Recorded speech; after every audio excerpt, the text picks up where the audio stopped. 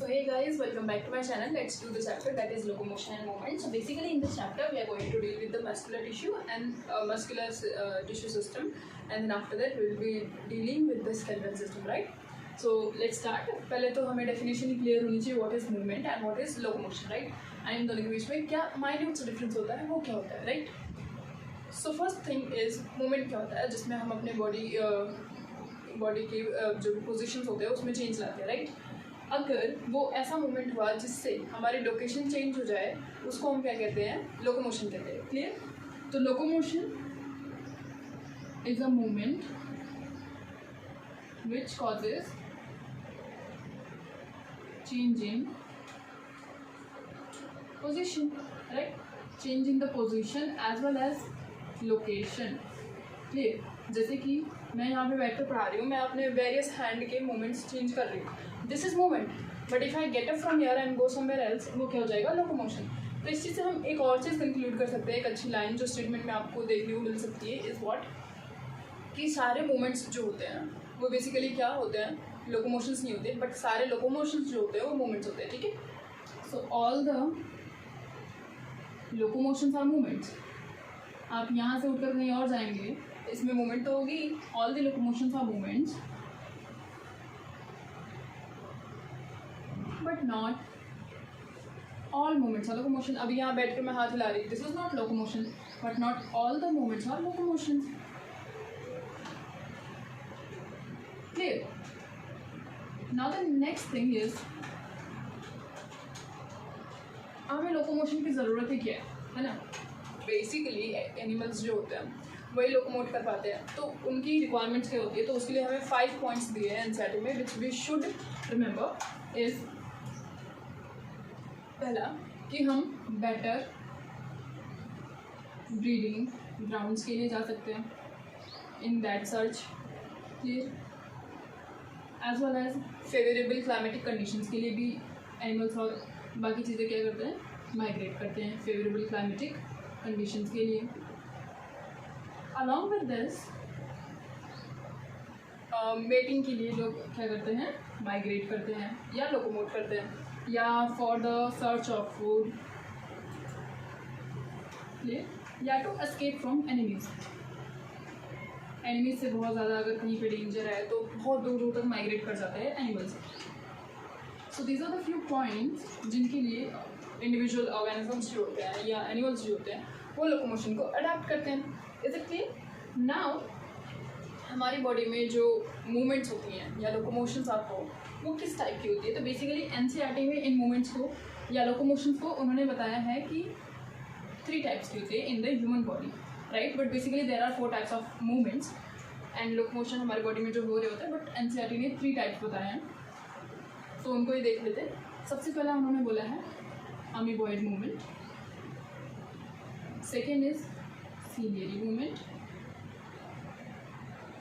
and the third one is the muscular movement. ठीक? अब हम देखते हैं अमीबॉइड मूवमेंट क्या होता है। तो amoeboid movement is what? Amoeba आपको, I hope you guys know, ये एक यूनिसेलुलर ऑर्गेनिज्म होता है जो सीडोपोडिया की हेल्प से ऐसा सा ऑर्गेनिज्म होगा जो एक जगह से दूसरी जगह पे मूव करता है अपने प्रे को कैप्चर करने के लिए, राइट? तो ये अमीबा होता है, इसका कोई पर्टिकुलर शेप नहीं होता, चेंज करते रहता है ये अपनी रिक्वायरमेंट्स के अकॉर्डिंग। सो बेसिकली अमीबा जो होता है वो यूज़ किसका करता है? सीडोपोडिया का, लोकोमोशन के लिए, ठीक है? स्यूडो मतलब फॉल्स, पोडिया मतलब फीट, है ना? फॉल्स फीट का यूज़ करता है, अपनी जो भी मेम्ब्रेन है उसको आगे की ओर एक्सपांड करता जाता है एंड मूव करना चाहता है। सो this is what amoeboid movement. और हमारे इंडिविजुअल, हमारे ह्यूमंस की बात करें तो हमारे बॉडी के अंदर भी कुछ जगह पे अमीबॉइड मूवमेंट देखने को मिलती है। सो व्हाट आर दो? दे आर ल्यूकोसाइट्स, जिनको हम क्या कहते हैं? WBCs कहते हैं, and neutrophils as well. Neutrophils हैं, मैक्रोफाजेस हैं, ठीक है? ये क्या करते हैं? अमीबॉइड मूवमेंट शो करते हैं, जिसको हम क्या कहते हैं? डायपेडेसिस। अब what is meaning of diapedesis? Diapedesis वो मूवमेंट होती है जिसमें मान लो हमारे पास एक ब्लड वेसल है, ठीक है? और I hope you guys know कि मैक्रोफेजेस का क्या रोल होता है। मैं बता देती हूँ कि ये जो होता है ना, कोई भी फॉरेन ऑर्गेनिज्म आता है तो उसको एंगल्फ कर लेते हैं, उसको डाइजेस्ट करते हैं, हमारी बॉडी में स्प्रेड होने से रोकते हैं, ठीक है? वो डिफेंस मैकेनिज्म की तरह काम करते हैं। तो सपोज कि ये ब्लड कैपिलरी है, इसमें हमारे ब्लड सेल्स हैं, ठीक है, और ये मैक्रोफेजेस भी इसी में। अगर इनको बाहर जाना है, किसी को किल करना है, तो ये ब्लड वेसल से क्या कर सकते हैं, स्क्वीज कर करके बाहर मूव आउट कर सकते हैं। तो इस मोमेंट को क्या कहते हैं, this phenomena is called as diapedesis. ये मोमेंट क्या होता है, डायपेटिसिस होता है, ठीक है। न्यूट्रोफिल्स और मैक्रोफेजेस बेसिकली इसको शो करते हैं। इसमें अब कौन से साइटोस्केलेटल एलिमेंट का यूज़ होता है, इस पर भी काफ़ी इंपॉर्टेंट क्वेश्चन पूछा जाता है। तो बेसिकली 3 टाइप के साइटोस्केलेटल एलिमेंट्स होते हैं हमारे पास। पहला होता है microtubules, then microtubules, myofilaments, and then comes the microfilaments. उसके बाद आते हैं हमारे पास इंटरमीडिएट फिलामेंट्स, ठीक है। तो अमीबॉइड मूवमेंट में कौन सा साइटोस्केलेटल एलिमेंट हेल्प करता है, इस पर भी क्वेश्चन आता है। तो यहाँ पे हमारे पास जो साइटोस्केलेटल एलिमेंट हेल्प कर रहा होता है that is micro filament. Very important guys, very important. ये हमारे पास हेल्प कर रहा होता है in the amoeboid movement. This is the type of cytoskeletal element, right. तो ये था हमारे पास amoeboid movement. I think I have covered all the points related to the amoeboid movement. Amoeba is a universal organism, you guys know that from the very 10th class itself. अब देखते हैं ciliary movement क्या होती है, ठीक है। Ciliated epithelium जहाँ पे प्रेजेंट होता है वहाँ पे सीलियरी मूवमेंट करवाएगा। जैसे कि अगर हम एग्जाम्पल ले ट्रैकिया का, ठीक है, और ये यूनिडायरेक्शनल मूवमेंट करवाएगा। यूनिडायरेक्शनल, जैसे हमारे ट्रैकिया में अगर हम इनहेल करते हैं तो हमारे साथ, हमारी एयर के साथ जो हम ऑक्सीजन लेते हैं, ऑक्सीजन रिच एयर, उसके साथ साथ हमारे पास बहुत सारे डस्ट पार्टिकल्स भी होते हैं जो हम इनहेल कर जाते हैं। तो उनको ट्रैकिया में जो सीलिया होती हैं उनकी हेल्प से वो यूनिडायरेक्शन मूवमेंट करके वो अपवर्ड मूवमेंट करता है एंड फाइनली हमारे नॉस्ट्रल्स में आ जाता है एंड एक्यूमुलेट हो जाता है एंड ट्रैप हो जाता है वहाँ पे म्यूकस की हेल्प के साथ, ठीक है। तो यहाँ पे सीलिया हमारे में रोल प्ले करता है। ऑल्सो मूवमेंट ऑफ ओवा, मीनो की फलोपियन ट्यूब में हमारे पास जो ओवा मूव करना होता है उसको वहाँ पे फर्टिलाइजेशन के लिए फलोपियन ट्यूब के एक पार्ट में आना होता है। तो ओवरी से रिलीज होकर के वहाँ तक आने के लिए वहाँ पे मदद कौन करता है, हमारे पास सीलिया हेल्प करते हैं, ठीक है। ऑल्सो सीलिया कहाँ पे प्रेजेंट होता है, पैरामीशियम में। सो गाइस, पैरामीशियम क्या होता है, वो ऐसा सा ऑर्गेनिज्म होता है, ठीक है,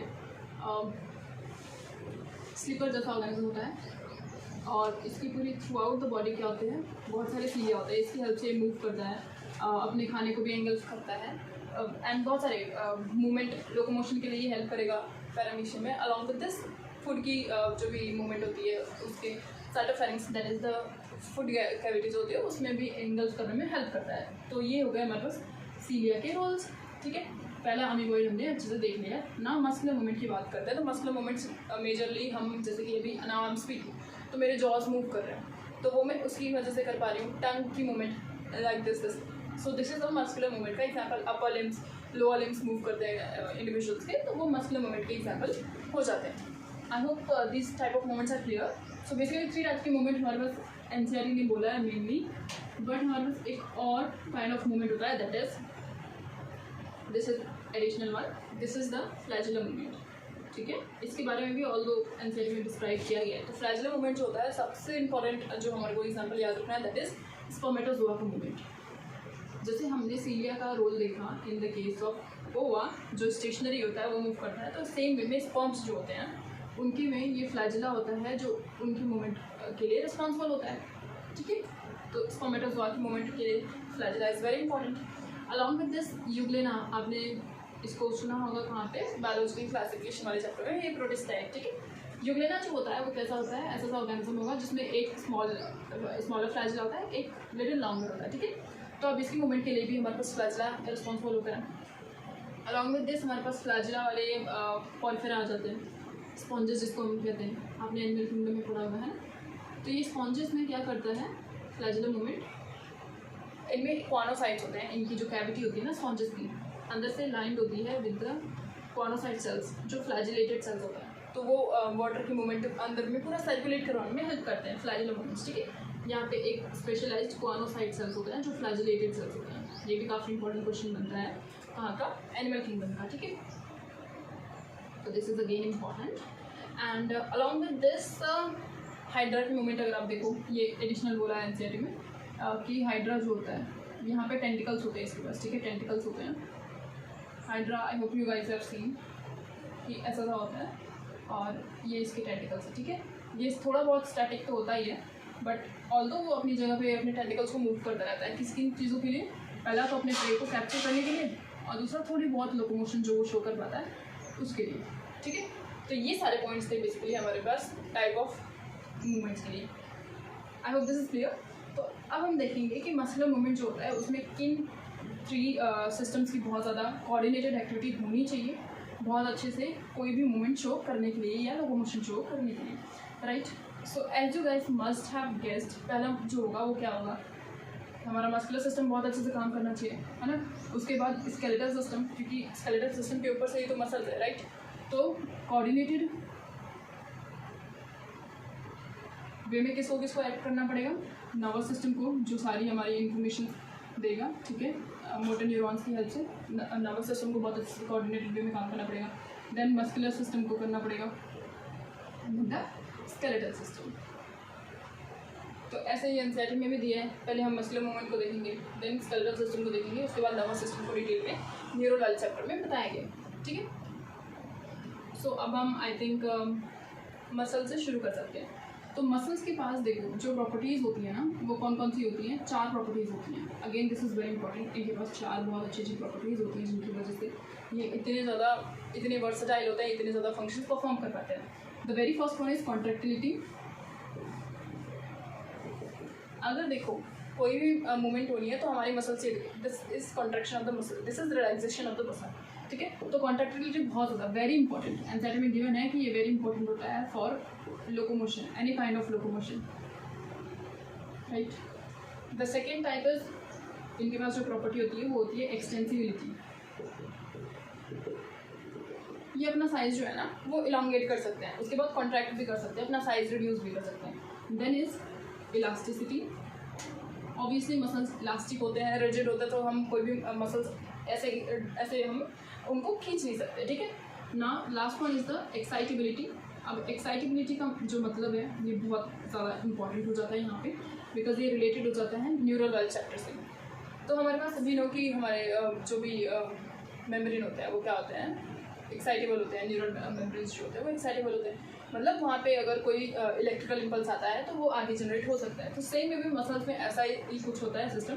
तो एक और क्वेश्चन यहाँ से पूछा जाता है कि मसल्स की और नर्वस सिस्टम की कौन सी एक प्रॉपर्टी है जो बहुत ज़्यादा कॉमन होती है। So that is excitability. ये हमारे पास मसल्स के पास भी होती है और इसके साथ साथ न्यूरल सिस्टम के पास भी होती है। दोनों ये क्या होते हैं, एक्साइटेबल होते हैं, इनकी फॉर्मेबिलिटी चेंज करी जा सकती है। That is polarisation and depolarisation का फिनोमेना इन दोनों में देखा जाता है। Is it clear. तो ये हो गया हमारे पास मसल्स की 4 बेसिक फंडामेंटल प्रॉपर्टीज़ के बारे में। अब हम देखेंगे कि मसल्स की ओरिजिनेशन क्या है। दैट इज़ ये मेसोडर्मल है, एक्टोडर्मल है या एंडोडर्मल है, ठीक है। तो मेसोडर्मल है ये इनकी ओरिजिन, ऐसे आप याद रख सकते हैं, M for muscles, M for mesodermal in origin, ठीक है। ये मेसोडर्मल होते हैं ओरिजिन में, इसमें भी आपको स्टेटमेंट आ सकता है। अलॉन्ग विथ दिस ये 40 to 50% of our body weight बनाते हैं, बॉडी वेट बनाते हैं, ठीक है, बॉडी वेट को बनाते हैं, right. So this was about the muscles. Now what we have to say is classification of the muscles, ठीक है। एनसीईआरटी में क्लासिफिकेशन इसके बाद में दिया गया है, that is on the basis of location, on the basis of appearance and the neurons जो इनरवेट करते हैं, उसके हिसाब से बहुत सारी क्लासिफिकेशंस हैं। तो 3 classifications I think you guys must have read in the structural organisation in animals वाले चैप्टर में, दैट इज टिश्यूज़ वाले चैप्टर में, कि जो मसलर टिश्यू होता है उसके 3 टाइप्स होते हैं। पहला तो होता है हमारे पास स्केलेटल, दूसरा होता है स्मूथ जिसको हम विसरल भी कहते हैं, along with this the last one is cardiac, ठीक है। ये 3 टाइप की मसल्स हो जाती है हमारे पास, वेरी सिंपल। एंड ये टिश्यू वाले चैप्टर में इनका डायग्राम भी गिवन है। तो बेसिकली इसमें जो पॉइंट्स हैं मैं एक बार फिर से आपको रिवाइज करवा देती हूँ कि स्केलेटल सिस्टम की जो मसल्स होती हैं ना ये स्ट्रेटेड होती हैं, दैट इज़ इनकी अपीयरेंस ना डार्क और लाइट बैंड्स की वजह से होती है। आप थोड़ा डिटेल में ये बताएंगे, आगे बताएंगे, ठीक है। ये स्ट्रेटेड होते हैं, this is non striated. For time being आपको जस्ट ये याद रखना है कि ये नॉन स्ट्रेटेड होती है एंड ये भी स्ट्रेटेड होती है, ठीक है। मतलब इसमें डार्क और लाइट बैंड्स की वजह से अपीयरेंस इनकी कैसी होती है, थोड़ी स्ट्रेटेड होती है, दैट इज स्ट्रेशंस यहाँ पे प्रेजेंट होती हैं।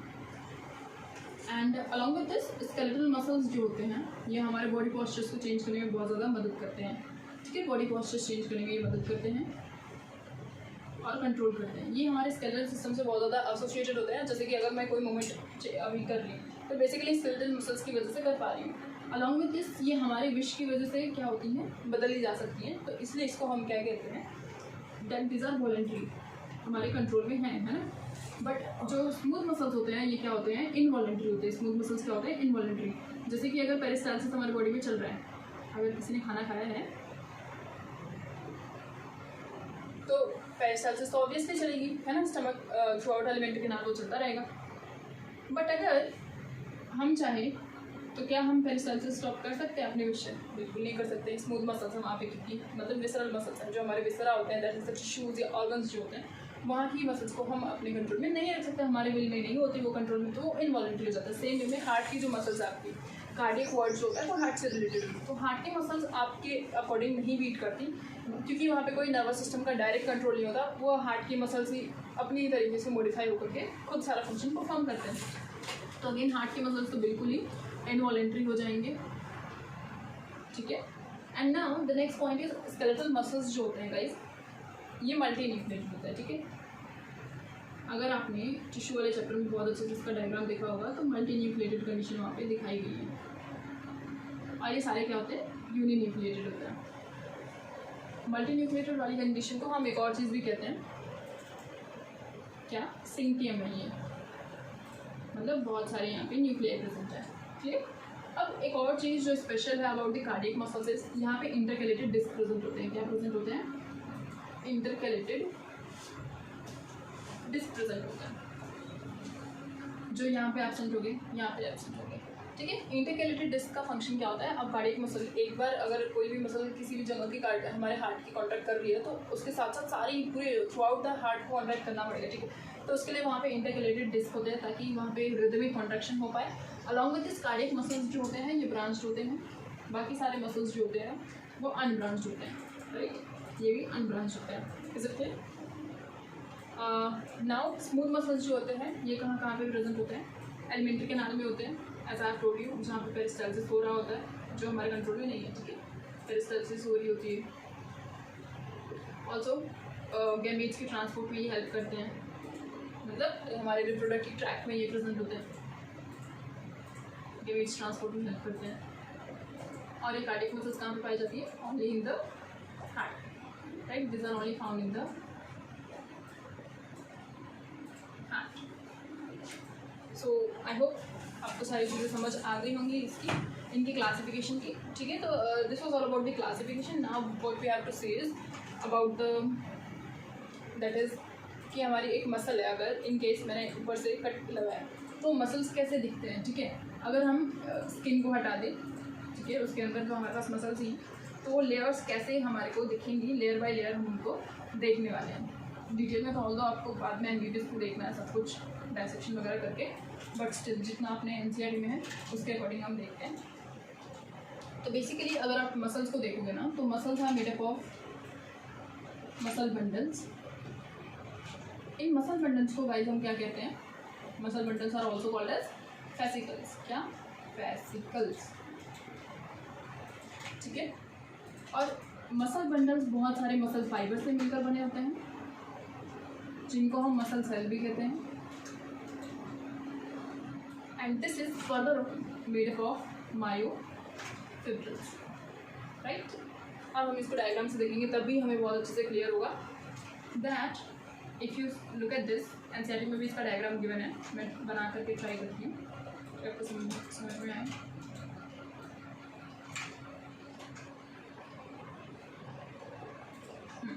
सो as you can see guys कि ये क्या है हमारे पास, दिस इज अ मसल, ठीक है। और ये जो बंडल्स आपको दिख रहे हैं, ये तीन हमने क्या बनाया है, मसल बंडल्स।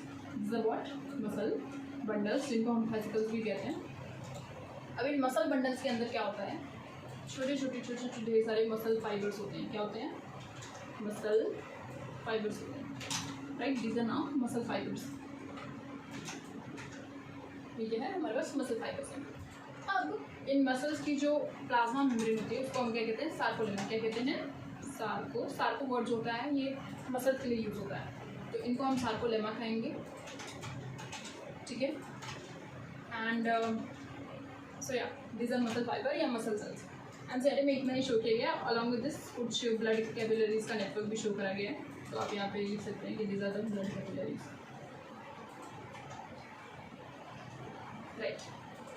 अब ये जो मसल फाइबर्स है ना या मसल सेल, ये क्या होते हैं, सिंथियम होते हैं। सिंथियम, अभी मैंने आपको बताया था कि हमारे पास जो स्केलेटल मसल्स होते हैं वो सिंथियम होते हैं। इसका मतलब क्या है कि मल्टी न्यूक्लिएटेड कंडीशन होती है, बहुत सारे न्यूक्लियाई प्रेजेंट होते हैं। ठीक है, और ये मसल बंडल या फेसिकल्स जो होते हैं ना, this thing I am saying, ये कवर्ड होते हैं किस चीज़ से, एक कनेक्टिव टिश्यू की कवरिंग से, जिसको हम क्या कहते हैं, फैशिया। क्या कहते हैं, क्या कहते हैं गाइस, फैशिया कहते हैं। ठीक है, फैशिया इनकी कवरिंग को कहते हैं। And this is what, fibrous connective tissue की कवरिंग, एनवल्प कह सकते हैं। ठीक है, अब यहाँ पे हमें कुछ टर्म्स देखने हैं। जैसे मैंने आपको सार्कोलेमा बताया, एक बार मैं उसको लिख भी देती हूँ सो दैट आप भूलो ना उसको। ठीक है, बिकॉज वो बार बार यूज़ होता रहेगा तो कंफ्यूजन नहीं होनी चाहिए थोड़ी भी टाइप की, राइट। सो गाइस, सार्कोलेमा, पहला टर्म तो ये है, sarcoplasm and sarcoplasmic reticulum.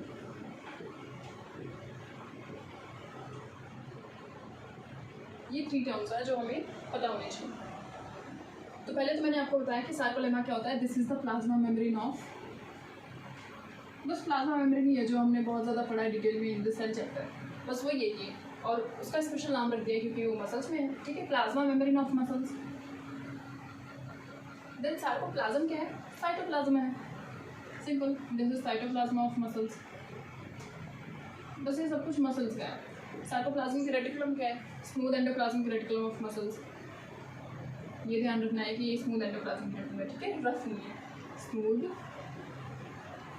Endoplasmic reticulum of muscles, right. So ये बेसिक से टर्म्स थे जो आई होप कि आपको क्लियर हो गए होंगे। आपको कोई दिक्कत नहीं है, आगे हम मूव कर सकते हैं, राइट।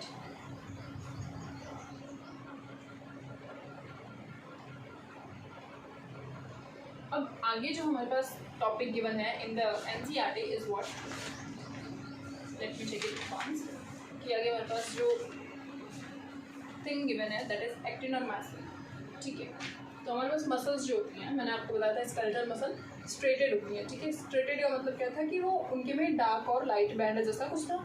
अब मैं बताती हूँ आपको वो चीज़ होती क्या है, डिटेल में आई टोल्ड यू कि आगे हम डिस्कस करेंगे। ठीक है, तो अब डिस्कस करते हैं कि वो क्या होता है। ठीक है, तो मसल्स हमारे पास बेसिकली उनकी जो फंक्शनल यूनिट होती है ना, उसको हम क्या कहते हैं, सार्कोमियर कहते हैं। अभी मैं आपको बताऊंगी ये क्या होता है। ठीक है, this is the functional unit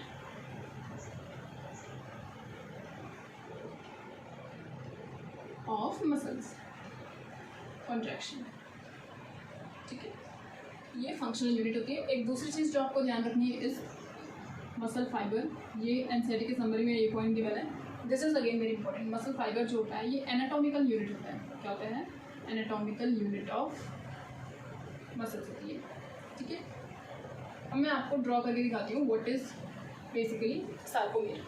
sarcomere जो होता है ना गाइज, ये ऐसा सा कुछ होता है। अगर आप मसल्स को देखेंगे तो ऐसा सा आपको कुछ स्ट्रक्चर दिखेगा। दो, इनको हम जेड लाइन कहते हैं। इनके बीच में हमारे पास एक ऐसा डार्क सा आपको कुछ दिखेगा। This is basically the dark band. ठीक है, जिसको हम मायोसिन भी कहते हैं क्योंकि ये बहुत ज़्यादा थिक आपको दिख रहा है। फिर इधर पे हमारे पास क्या होते हैं, लाइट बैंड्स होते हैं जो थिन है बहुत ज़्यादा, है ना, तो इनको हम थिन फिलामेंट भी कहते हैं। This is what, thick filament या तो डार्क बैंड, जैसे कि आपको दिख रहा है। This is very dark, right. इसको अब हम एक बार लेबल कर लेते हैं। जो थिन फिलामेंट होते हैं इनको हम क्या कहते हैं, एक्टिन कहते हैं। क्या कहते हैं, एक्टिन कहते हैं, या तो थिन फिलामेंट भी कहते हैं। And this is what, this is the dark band या तो मायोसिन।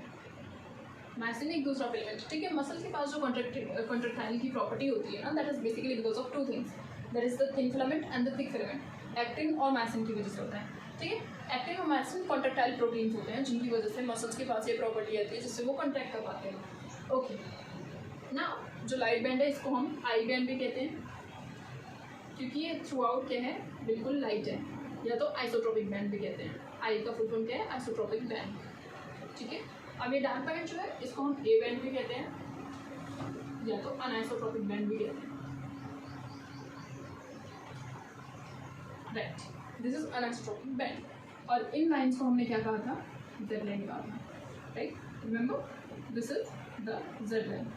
अब गाइस जेड लाइन होती क्या है, this is the elastic, this is what, elastic fibre, जो क्या करता है, एक्टिन फिलामेंट्स को बहुत ही टाइटली अटैच करके रखता है खुद से, ठीक है। और जो हमारे पास थिक फिलामेंट है दैट इज मायोसिन जो है ना, ये भी इसके सेंटर में भी कुछ होता है। ये थिन फिलामेंट के सेंटर में जेड लाइन होती है, थिक फिलामेंट के सेंटर में भी एक एम बैंड होता है। क्या होता है, एम बैंड होता है, ठीक है। अब ये एम बैंड के लिए एनसीईआरटी में क्या डिस्क्रिप्शन दी गई है छोटी सी, और वो बहुत इंपॉर्टेंट है कि ये थिन फाइब्रस मेम्ब्रेन होती है। क्या होती है, थिन फाइब्रस मेम्ब्रेन होती है। अगर आपको स्टेटमेंट में क्वेश्चन आ गया कि ये थिक होती है तो वो इनकरेक्ट हो जाएगा, ठीक है। इतनी माइन्यूट इन्फॉर्मेशन को भी आपको याद रखना है यहाँ पे, ठीक है। अब सार्कोमियर होता है क्या, मैंने आपको कहा था, अभी बताऊँगी। So sarcomere is basically what, the portion between two Z line is called as sarcomere. This is total what, sarcomere, इसको हम क्या कहते हैं, सार्कोमियर। सार्कोमियर में अगर आप देखो तो आधा आई बैंड आता है, फिर ए बैंड आता है, फिर आधा आई बैंड आता है। Clear. Also one thing which you can C is I band जो है ये रेस्टिंग स्टेट है, ठीक है, मसल कॉन्ट्रैक्ट नहीं कर रही, बस रिलैक्स कर रही है। तो यहाँ पे आप देख सकते हैं कि आई बैंड जो है ना वो पार्शली ओवरलैप कर रहा है हमारे ए बैंड को, दिख रहा है। इसकी वजह से यहाँ पे थोड़ा लाइट टेक्सचर होता है, यहाँ पे बहुत ज़्यादा डार्क हो जाता है, फिर ये लाइट हो जाएगा। अगेन नेक्स्ट यहाँ पे सेम चीज़, इधर भी कंटिन्यू करेगी, इधर भी कंटिन्यू करेगी। इसीलिए ये अरेंजमेंट ना हमारे पास स्केलेटल मसल्स में होती है प्लस कार्डियक मसल्स में होती है। तभी हम कहते हैं कि डार्क और लाइट बैंड्स की फॉर्म में वहाँ पे हमें स्ट्रेशंस देखने को मिलती है। क्लियर, अब पॉइंट समझ आ रहा है। ये क्या हो जाएगा, थोड़ा लाइट हो जाएगा, ये क्या हो जाएगा, बहुत ज़्यादा डार्क, क्योंकि यहाँ पे ओवरलैपिंग हो रही है। ये एक थिन फिलामेंट आ रहा है, देन यहाँ पे अगेन थिन फिलामेंट आ रहे हैं, तो यहाँ पे बहुत ज़्यादा लाइट हो जाएगा, ठीक है। तो इसकी वजह से बहुत ज़्यादा डार्क और लाइट बैंड की वजह से हमारे पास स्ट्रेशंस देखने को मिलती है, जो स्केलेटल मसल और कार्डियक मसल्स में ही बस देखने को मिलता है, ठीक है। I hope this is clear. इसमें एक और टर्म है जो we are skipping out, is H zone. H zone क्या होता है, अनओवरलैप्ड पार्ट होता है, ठीक है, जो ओवरलैप नहीं हुआ है with the light band is called as H zone. H zone है वो क्या है, वो पार्ट ए बैंड का जो ओवरलैप नहीं हुआ है आई बैंड से, समझ गए, ठीक।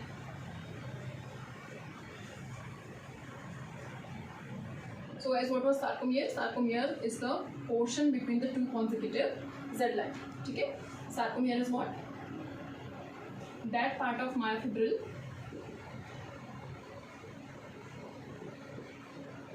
between two consecutive, ठीक है, एक Z line यहाँ है, एक दूसरी यहाँ है, एक है, तो हम इन दो, ये Z line है, ये Z line है, ये Z line है, ठीक है, एग्जाम्पल ये बता रही हूँ। इन दोनों के बीच की जगह को हम सार्कोमियर नहीं कहते guys, this is not sarcomere. Sarcomere is the space between the two consecutive Z line. या तो इन दोनों के बीच में आप देखो, या तो इन दोनों के बीच में देखो, क्लियर। कॉन्सेक्यूटिव होने चाहिए, दैट इज एक के बाद एक वाले जेड लाइन होने चाहिए, टू कॉन्सेक्यूटिव। या एनसीईआरटी में वर्ड क्या यूज़ किया गया, successive Z lines. Successive Z lines के बीच की स्पेस को हम क्या कहते हैं, सार्कोमियर कहते हैं। I hope this is clear. अभी जो मैंने आपको डायग्राम बनाया था उसमें आपने देखा कि जो थिन बैंड है और थिक बैंड है वो दोनों क्या थे, एक दूसरे के पैरेलली अरेंज थे, राइट।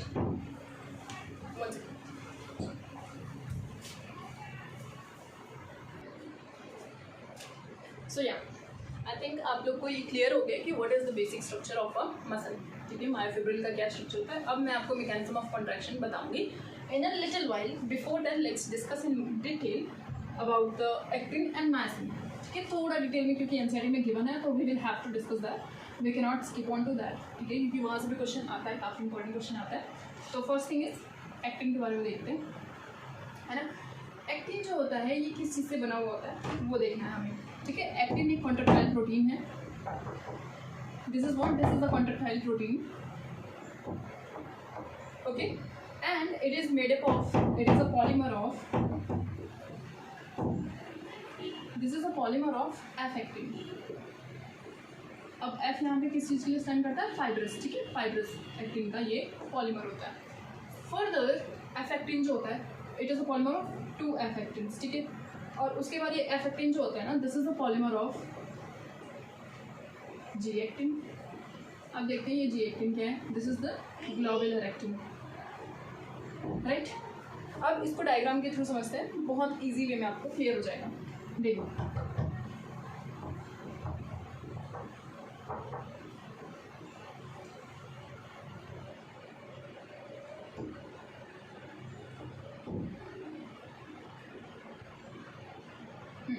सो यस, ये एक पहली तो ये क्या हो गई हमारी एक एफ एक्टिन हो गई, ठीक है ना। दूसरी ये क्या है, दूसरी एफ एक्टिन है, एक एफ एक्टिन दो एफ एक्टिन मिलकर के हमारे पास पूरा एक्टिन बना दी। इसके बाद ये एफ एक्टिन अगर आप देख रहे हैं तो ये फर्दर जी एक्टिन के मिलकर बने हुए हैं। This is what, this is G actin, ये जी एक्टिन, ठीक है। बहुत सारे जी एक्टिन मिलकर के एफ एक्टिन हमारे पास बन रहे हैं, तो इनकी दो स्पाइरली अरेंज्ड एफ एक्टिन्स हमारे पास एक्टिन को बना रहे हैं। अलॉन्ग विद दिस यहाँ पे अब दो मेन प्रोटीन्स आते हैं, दैट इज पहला एक आता है ट्रोपोमायोसिन। पहली चीज़ तो ये आपको ध्यान रखनी है कि ये मायोसिन में नहीं प्रेजेंट होता, दिस इज प्रेजेंट होता है एक्टिन इटसेल्फ, ठीक है। मायोसिन आ रहा है तो उससे कंफ्यूज नहीं करना। ये ट्रोपोमायोसिन क्या होता है, अब this is something which runs length wise of F actin, ठीक है। ये दो ट्रोपोमायोसिन क्या करते हैं, लेंथ वाइज एफेक्टिन के ऊपर रन करते हैं, दिस इज ट्रोपोमायोसिन। अब यहाँ पे एक और प्रोटीन आती है, that is troponin. Very important role of this is going to be there muscle contraction में, ध्यान रखना है इसको, ठीक है। ट्रोपोनिन जो होता है ये रेगुलर इंटरवल्स पे यहाँ पे डिस्ट्रीब्यूटेड होता है, जैसे कि यहाँ पे अगर आप देखो इसकी 3 सब यूनिट्स होती हैं, तो ऐसे हम बनाते हैं। ये रेगुलर इंटरवल्स पे क्या होता है, डिस्ट्रीब्यूटेड होता है, distributed at regular intervals on actin, ठीक है। ये देखो हर एक रेगुलर इंटरवल के बाद ये डिस्ट्रीब्यूटेड है पूरे एक्टिन पे, थ्रू आउट एक्टिन। इसका फंक्शन क्या होता है, अब वेरी इंपॉर्टेंट फंक्शन, कि ये क्या करता है, मास्क, इसके पास 3 सब यूनिट्स होती है, ठीक है। उसमें से एक सब यूनिट जो होती है ना, वो मास्क करती है active binding site of myosin on actin. अब मैं आपको बताती हूँ इसका मतलब क्या है, कि एक्टिन हमेशा तो मायोसिन के साथ क्रॉस ब्रिज नहीं बना सकती। क्रॉस ब्रिज का मतलब क्या होता है, जब मसल कॉन्ट्रैक्ट होती है तो क्रॉस ब्रिज की फॉर्मेशन होती है। हमारी मसल्स हमेशा तो कॉन्ट्रैक्टेड स्टेज में नहीं होती, ना ज़रूरत होती है हमारे को हमेशा कॉन्ट्रैक्शन करवाने की। कॉन्ट्रैक्शन का प्रोसेस गाइस जो है वो एक एनर्जी रिक्वायरिंग प्रोसेस है, तो हमारी बॉडी में इतनी एनर्जी तो बनती नहीं ना कि हम हर वक्त कॉन्ट्रैक्शन करवाते रहें। सो ये एक्टिन जो है ये हमेशा मास्क्ड होता है। यहाँ पे जो एक्टिव बाइंडिंग साइट है, यहाँ पे आकर के मायोसिन बाइंड करता है विद एक्टिन।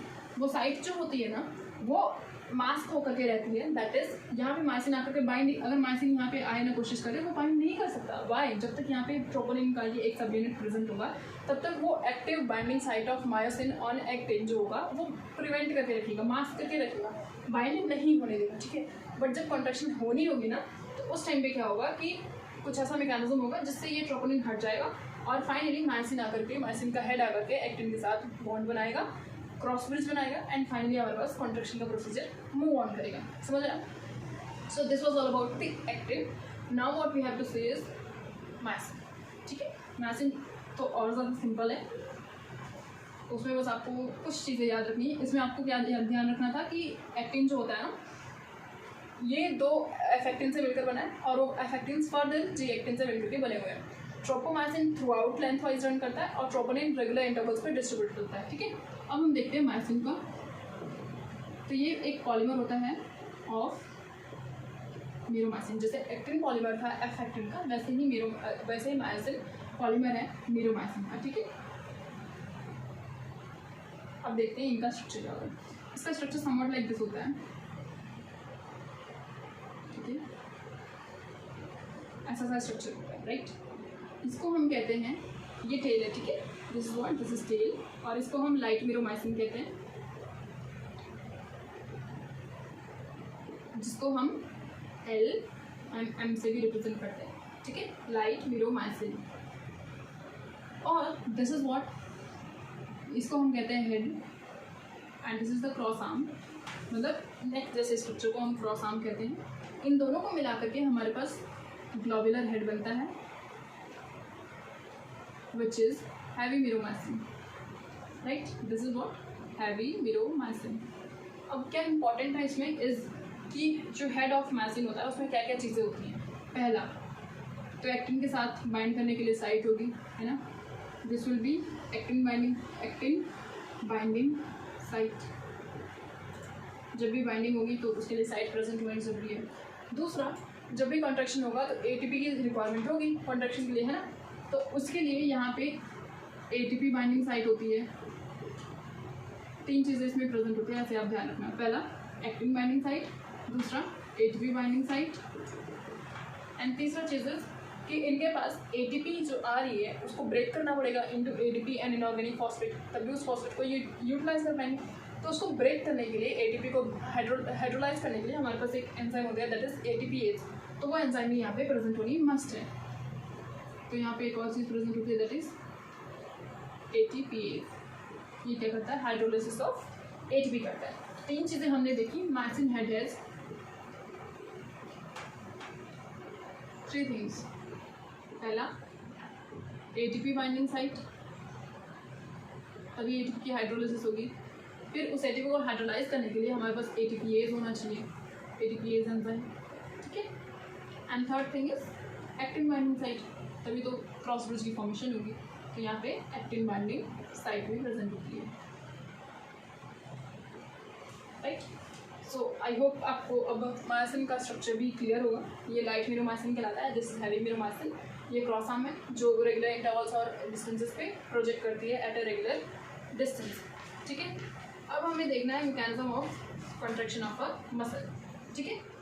तो उसके लिए हमारे पास एक थियरी दी हुई है जो बहुत ज़्यादा एक्सेप्टेड है, that is the sliding filament theory. कौन सी थियरी है, स्लाइडिंग फिलामेंट थियरी। उसके बारे में हमें थोड़ा डिटेल में देखना है, उसके बाद हमारा मस्कुलर पार्ट जो है वो खत्म हो जाएगा। स्केलेटल सिस्टम पे मूव करेंगे एंड वो थोड़ा ज़्यादा ईजियर है एज कम्पेयर टू। इसमें काफ़ी क्रैमिंग है, काफ़ी याद रखना है आपको कौन सा आता है, फिर कौन से, उसके बाद कौन आता है ऐसे करके, ठीक है। तो चलो देखते हैं मैकेनिज्म ऑफ, जो काफ़ी इंपॉर्टेंट है। Mechanism of, this is quite important, यहाँ से कंसेप्चुअल क्वेश्चन पूछे जाते हैं, ठीक है। मैकेनिज्म ऑफ मसल कॉन्ट्रैक्शन, इसके लिए हमारे पास थियरी जो है that is sliding filament theory, ठीक है। ये थियरी क्या कहती है कि जब भी मसल कॉन्ट्रैक्शन होता है तो एक्टिन फिलामेंट जो है, क्या actin filament slides over the myosin filament, ठीक है। एक्टिन मायोसिन के ऊपर स्लाइड करता है, समझ आया। और इसमें क्या एक और इम्पॉर्टेंट चीज़ है कि साइज जो है ना एक्टिन फिलामेंट और मायोसिन फिलामेंट का, वो अनचेंज्ड रहता है, ठीक है। Size of both size of both actin and myosin filament is unchanged, ठीक है। इनकी साइज नहीं बदलती है, this is very important guys, okay. और स्लाइड कौन करता है, एक्टिन करता है ओवर द मायोसिन फिलामेंट। अभी मैं आपको बताती हूँ कैसे करता है और इसकी वजह से क्या क्या चेंजेस आते हैं, वो काफ़ी इंपॉर्टेंट होने वाला है। अभी मैंने आपको डायग्राम बनाया था कि this is the Z line, 2 Z line है हमारे पास, एंड ये है हमारे पास thick filament and this are the thin filament, समझ गए। एक बार मैं इनकी लेबलिंग कर लेती हूँ फिर से, आपका भी रिविजन हो जाएगा। This is the Z line, this is the H zone जो अनओवरलैप्ड पार्ट है, जो ओवरलैप नहीं हुआ है of the thick filament. This is the I band, this is the total A band, ठीक है। and again ये I band आ जाता है, समझ गए। so now what we have to see is, मैं इसको हटा देती हूँ एक बारी, ठीक है। आपको भी यहाँ पे क्या ध्यान रखना है, जब भी प्रोसेस ऑफ कंडक्शन शुरू होगा तो इसमें क्या क्या चेंजेस आएंगे। फर्स्ट थिंग कि जेड लाइन जो होंगी ना, जेड लाइन्स मूव इनवर्ड्स, कहाँ मूव करेंगे, इनवर्ड्स मूव करते हैं।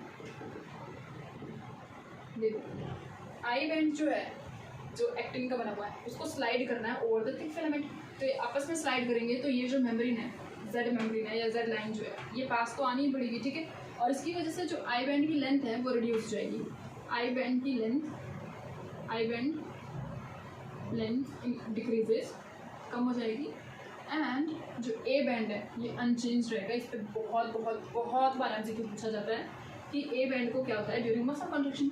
तो ए बैंड जो होता है ना वो गाइस अनचेंज्ड होता है। क्या होता है? अनचेंज्ड होता है।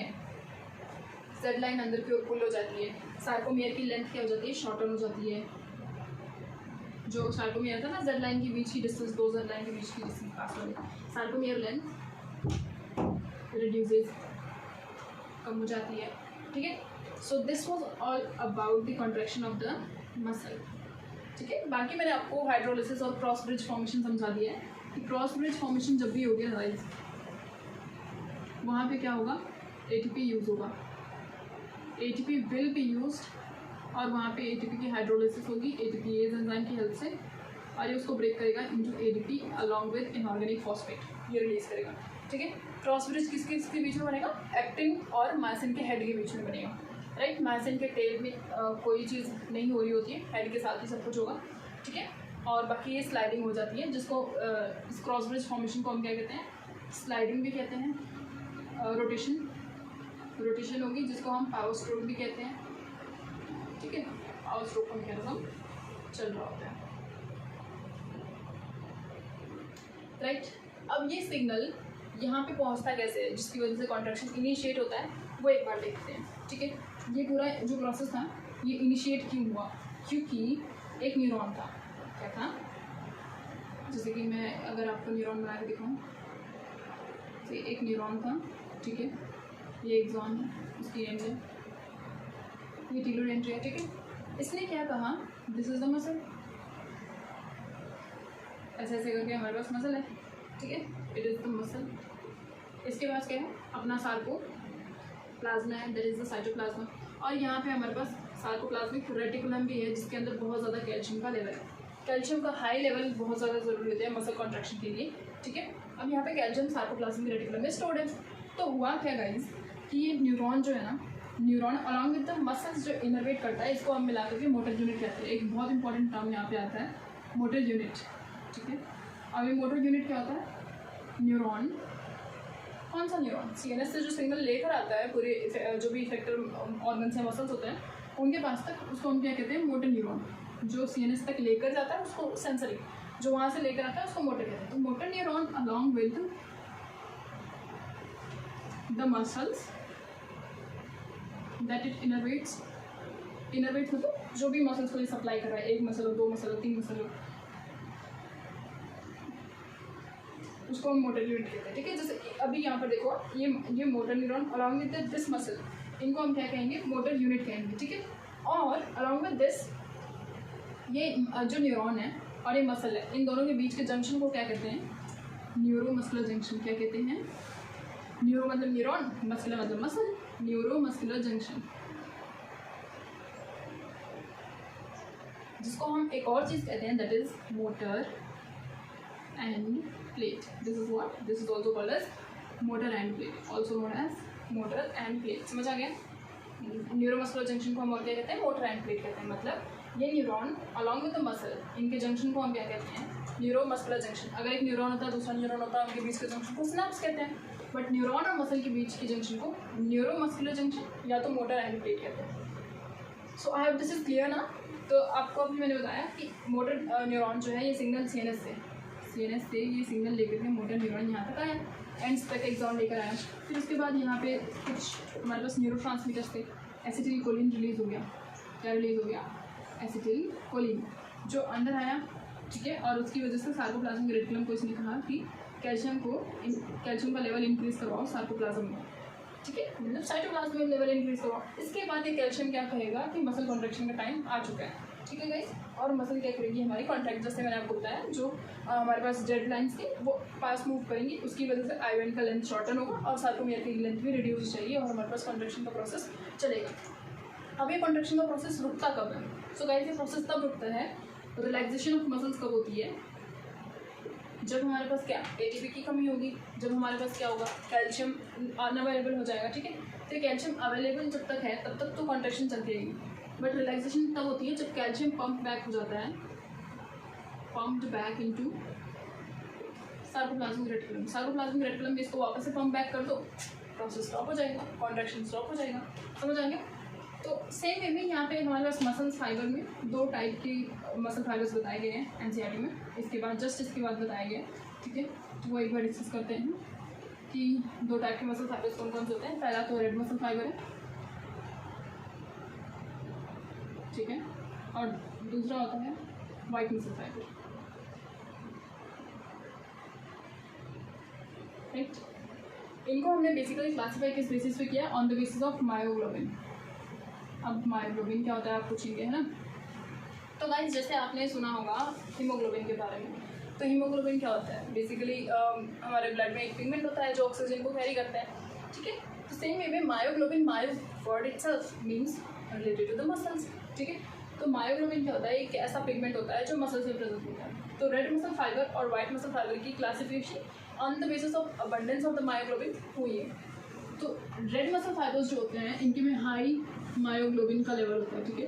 हाई मायोग्लोबिन पाए जाते हैं, यहाँ पे कम होते हैं, ठीक है। यहाँ पे साइटोप्लाज्मिक रेटिकुलम जो होता है वो बहुत ज़्यादा कम होता है। यहाँ पे साइटोप्लाज्मिक रेटिकुलम बहुत ज़्यादा होते हैं, यहाँ पे कम होता है। यहाँ पे कॉन्ट्रैक्शन का रेट क्या हो जाता है, बहुत ज़्यादा कॉन्ट्रैक्शन का रेट स्लो होता है, तभी ये फटीग क्या करते हैं, बहुत ज़्यादा धीरे होते हैं। रेड मसल फाइबर्स हमेशा अच्छे होते हैं। जैसे अगर आप एथलीट से मिलोगे या जो स्प्रिंटर्स होते हैं जो बहुत ज़्यादा लॉन्ग रेस में पार्टिसिपेट करते हैं, स्प्रिंटर्स तो नहीं बट मैराथन रनर्स जो होते हैं बहुत ज़्यादा लॉन्ग रनिंग जो करते हैं, उनके में रेड मसल फाइबर्स ज़्यादा होते हैं as compare to white muscle fibres. क्यों? क्योंकि रेड मसल फाइबर्स जो होता है वो कॉन्ट्रैक्शन इनका बहुत स्लो होता है और इसकी वजह से ये एग्जॉस्ट बहुत धीरे धीरे होते हैं। फटीग इनका क्या होता है, बहुत ही ज़्यादा स्लो होता है, ठीक है, बहुत धीरे धीरे ये एग्जॉस्ट होते हैं। इनके में माइटोकॉन्ड्रिया का लेवल इसलिए ज़्यादा होता है ताकि ये फटाफट से क्या कर पाए, अपना जो भी प्रोसेस है जितनी भी एनर्जी चाहिए वो ले पाए। एरोबिक प्रोसेस पे ये डिपेंड करते हैं एनर्जी के लिए, बट ये बेचारे एनारोबिक प्रोसेस पे डिपेंड करते हैं, ठीक है। वाइट मसल फाइबर में माइटोकॉन्ड्रिया का लेवल भी कम होता है, मायोग्लोबिन भी कम होता है, साइटोप्लाज्मिक रेटिकुलम सिर्फ ज़्यादा होता है। ये चीज़ आपको ध्यान रखनी है। यहाँ पे कॉन्ट्रैक्शन का रेट भी बहुत ज़्यादा फास्ट होता है, इसलिए ये बहुत ज़्यादा क्या हो जाता है, जल्दी थक जाते हैं। कॉन्ट्रैक्शन रेट इनका बहुत हाई होता है कि फटीग इनके में बहुत जल्दी आ जाता है, ठीक है,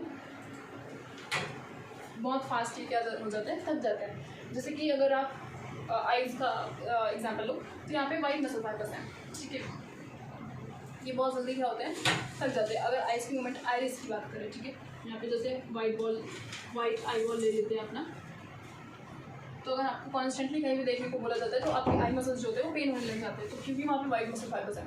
बट अगर बैक मसल्स की बात करें तो हम बहुत देर तक ऐसे खड़े रह सकते हैं, ठीक है।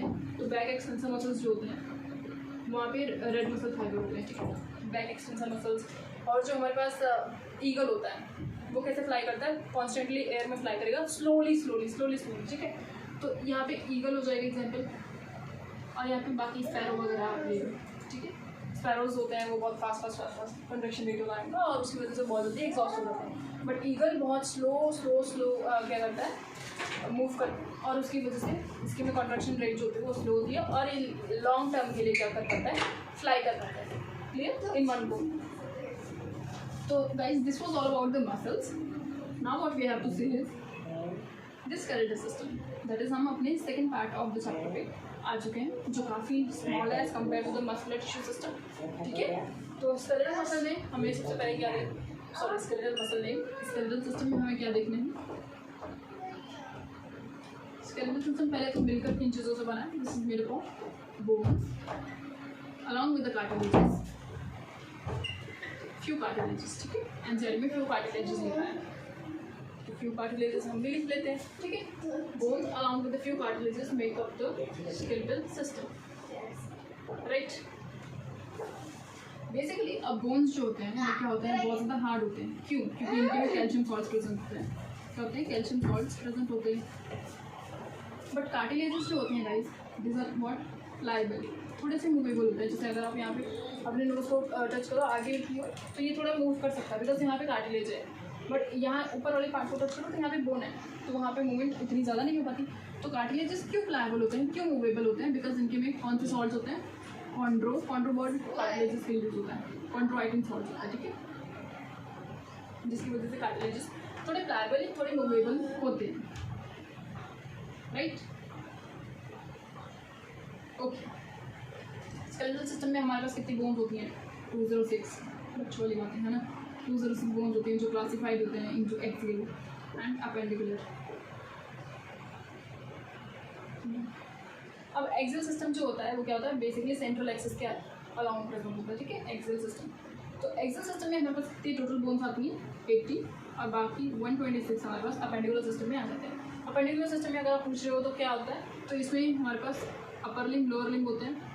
अपर लिम्ब मतलब हमारे ये दो हाथ, this are the 2 upper limbs, नीचे 2 पैर जो हैं, those are the 2 lower limbs. और इनको एक्सेल सिस्टम से कनेक्ट करने के लिए हमारे पास ऊपर 2 हाथ को कनेक्ट करने के लिए हमारे मेन एक्सिस के साथ यहाँ पे हमारे पास स्कैपुला एंड क्लेविकल होते हैं, जो पार्ट होते हैं पेक्टोरल गर्डल के, पेक्टोरल गर्डल, ठीक है। और नीचे की ओर क्या होता है, पेल्विक गर्डल, राइट। लिम्स जो होते हैं उसमें 30 बोन्स होते हैं इन ईच, तो ये 30, 60, नीचे भी 60, 120 हो गया, ठीक है। ये 60 हो गए, ये 60 हो गए। पेक्टोरल गर्डल में हमारे पास एक साइड में 2, एक साइड में 2, एक साइड में एक स्कैपुला, एक क्लैविकल, 2 हो गए, इधर भी 2, तो 4 हो गए पेक्टोरल गर्डल में। और नीचे पेल्विक गर्डल में सिर्फ 2 होते हैं, तो आप काउंट करो 60, 60, 120 प्लस 6 कितना हो गया, 126 हो गया, ठीक है। तो अपेंडिकुलर सिस्टम हम अभी डिटेल में देखेंगे गाइस, बट एक्सेल सिस्टम की पहले बातें करते हैं, क्योंकि एनसीईआरटी में पहले एक्सेल सिस्टम के बारे में दे रखा है, तो पहले देखेंगे, ठीक है। एक्सेल सिस्टम में सबसे पहले तो हमारे क्या आता है, स्कल आता है, जिसके अंदर क्रेनियम आता है। स्कल में वैसे टोटल 22 बोन्स होती हैं, along with 1 that is hyoid. Hyoid bone को भी स्कल में अब इंक्लूड किया जाता है, तो 23 बोन हो जाते हैं हमारे पास स्कल में। वैसे क्रेनियम 8 होती हैं, फेशियल कितनी होती है, 14 होती है, 14 होती है। वैसे एक एक्स्ट्रा पॉइंट आपको ध्यान रखने के लिए, 12 cranial, 12 pair of cranial loss होते हैं हमारे पास, ये आप ध्यान रखना, ठीक है। फ्रॉग में कितने होते हैं, 11 पेयर्स होते हैं, ये काफ़ी इंपॉर्टेंट है, मैंने अपने टेस्ट में गलत कर दिया था, ठीक है। ये ना क्रेनियम फेशियल हो गया हमारे पास 22 मिला करके, 1 हायोइड हो गया, हायोइड बोन होगी। और हायोइड बोन काफ़ी इंपॉर्टेंट है क्योंकि ये यू शेप्ड होती है, बेस ऑफ ओरल कैविटी पे मिलती है। बस इसके बारे में 2-3 इंपॉर्टेंट लाइन, 2-3 ही लाइन लिखी है एंसर में, and those are extra important, ठीक है। बेस ऑफ बकल कैविटी पे पाई जाती है ये,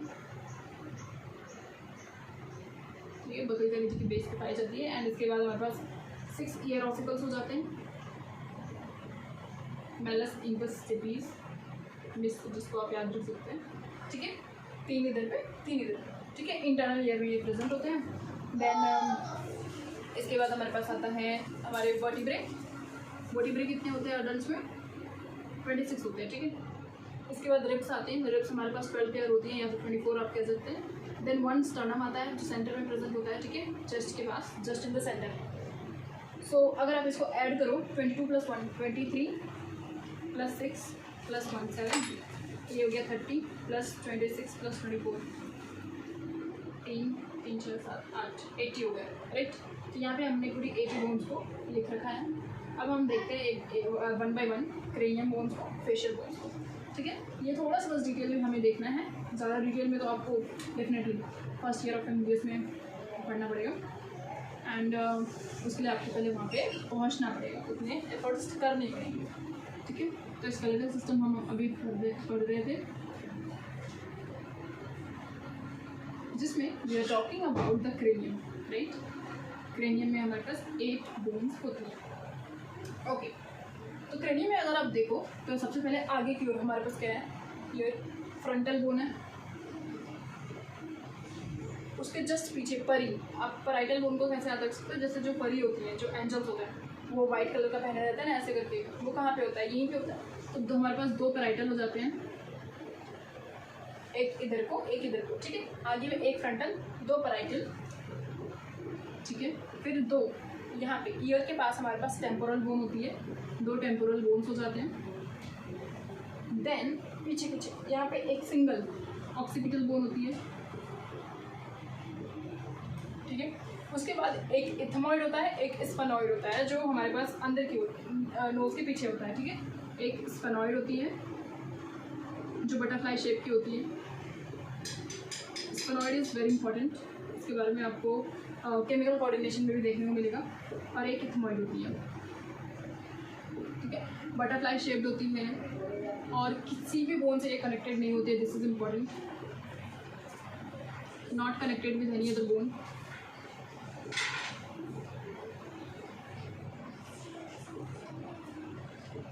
एंड ऑल्सो हमारा जो पिट्यूटरी ग्लैंड होता है गाइज, वो स्फेनॉइड बोन जो होती है ना, उसके अंदर एक थोड़ी सी डिप्रेशन होती है, जिसके अंदर ये हमारा पिट्यूटरी ग्लैंड लॉन्च करता है, जिसको हम सेला टर्सिका कहते हैं। स्फेनॉइड बोन में ही हमारे पास क्या होता है, सेला टर्सिका होता है। क्या होता है, सेला टर्सिका, जिसके अंदर क्या होती है, पिट्यूटरी ग्लैंड हमारी सिचुएटेड होती है। क्या होता है, पिट्यूटरी ग्लैंड सिचुएटेड होता है, पिट्यूटरी ग्लैंड सिचुएटेड हियर, ठीक है। अब इसको आप काउंट करो, 8 हो गया, 1 2 3 4 5 6 7 8 क्रेनियल बोन्स हो गए हमारे पास। अब फेशियल बोन्स हम करते हैं काउंट, 14 कैसे होता है, ठीक है। ये भी आप याद कर सकते हैं मेरे साथ साथ। देखो 14 फेशियल बोन्स कैसे होंगे देखते हैं। पहले तो 2 लैक्रामेल, ये देखो ये रहे हमारे पास लैक्रामेल बोन्स। लैक्रामेल ग्लैंड्स यहाँ पे कॉर्नर में होते हैं, these are the 2 lacrimal bones.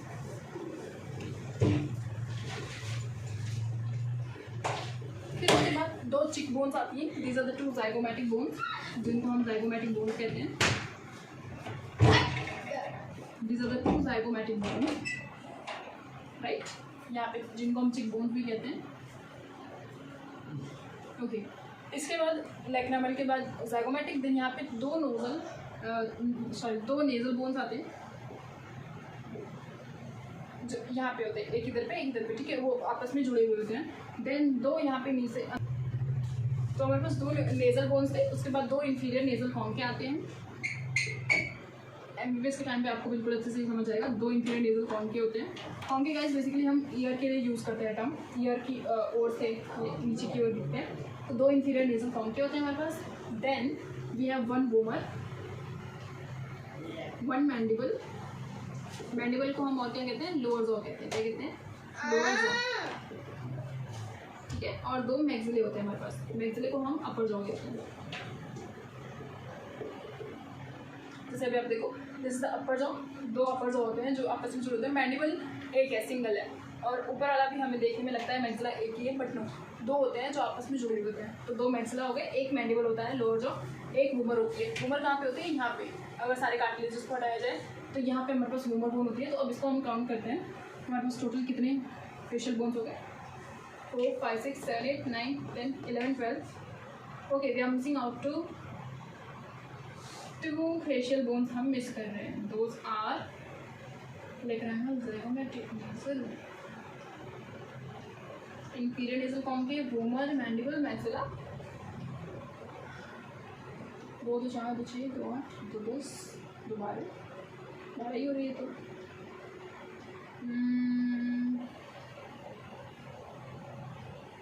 और कौन से 2 बच गए,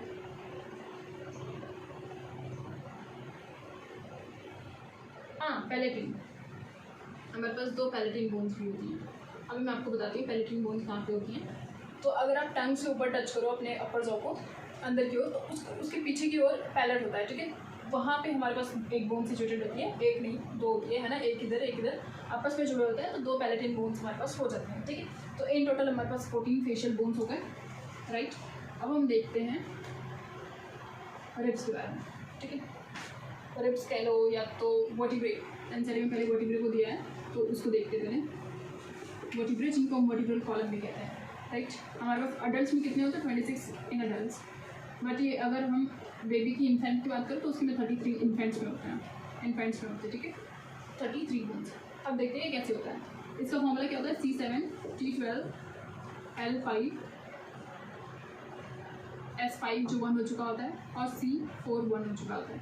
मतलब 5 से 1 हो जाना मतलब वो फ्यूज़ हो गए हैं। कॉकिक्स 4 से 1 हो जाना मतलब वो फ्यूज़ होकर के अब एक बोन बची है सिर्फ। देखो कैसे वर्टिब्रे जो होता है ना गाइस, वो पीछे की ओर डॉर्सल सरफेस पे प्रेजेंट होता है। फर्स्ट थिंग इज दिस, ये डॉर्सल सरफेस पे प्रेजेंट होते हैं, ठीक है।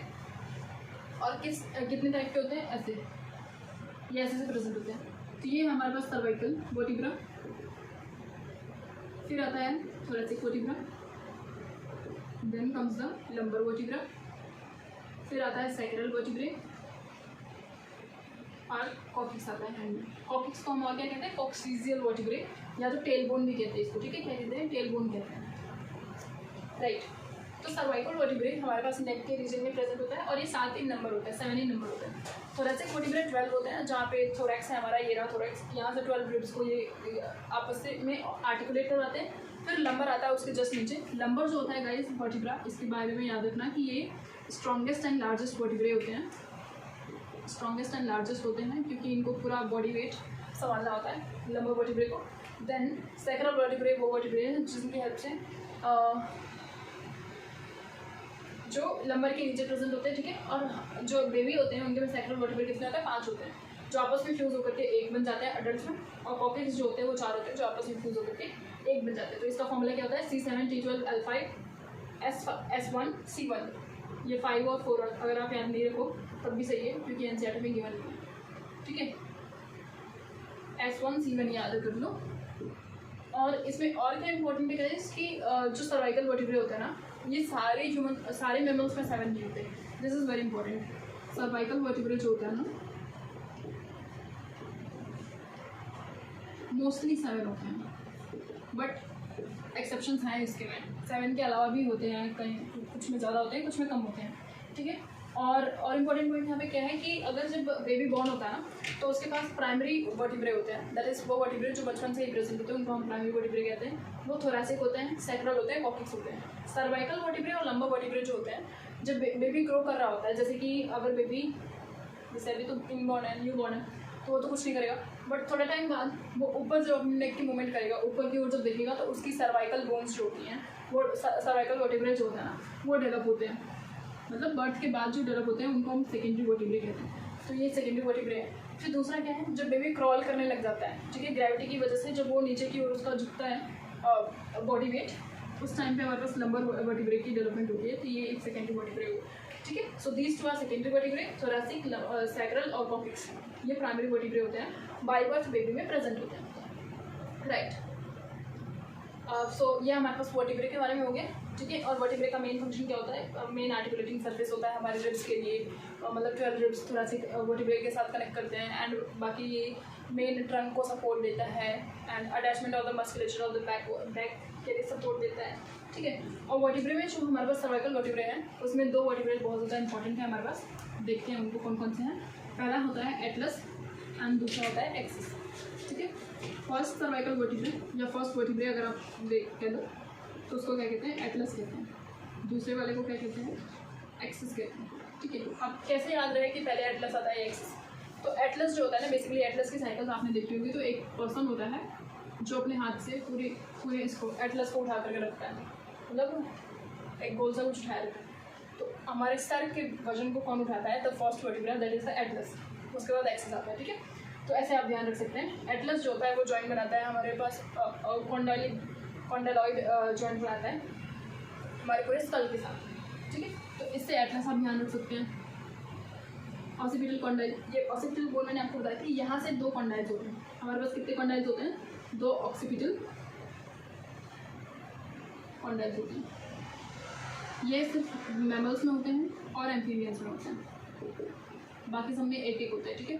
तो हमारे में 2 होते हैं, इसकी वजह से हम यस नो मूवमेंट भी कर पाते हैं और यस नो मूवमेंट भी कर पाते हैं और ये वाले मूवमेंट भी कर पाते हैं, ठीक है। तो ये था वर्टिब्रे के बारे में। अब हमने देखना है रिब्स के बारे में, ठीक है। तो हमारे पास कितनी पेयर ऑफ रिब्स होती हैं guys? 12 pair of ribs.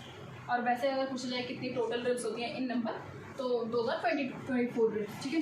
24 ribs होते हैं या 12 पेयर ऑफ रिब्स होते हैं, क्लियर। उससे पहले हम बात करते हैं हमारे पास वेरी इंपॉर्टेंट स्टर्नम की, जिसको हम चेस्ट बोन भी कहते हैं। क्या कहते हैं? चेस्ट बोन भी कहते हैं। This is what sternum, which is also called as the chest bone. So guys, basically ये क्या होता है? फ्लैट बोन होती है। रिब्स भी क्या होते हैं? फ्लैट बोन्स होते हैं, ठीक है।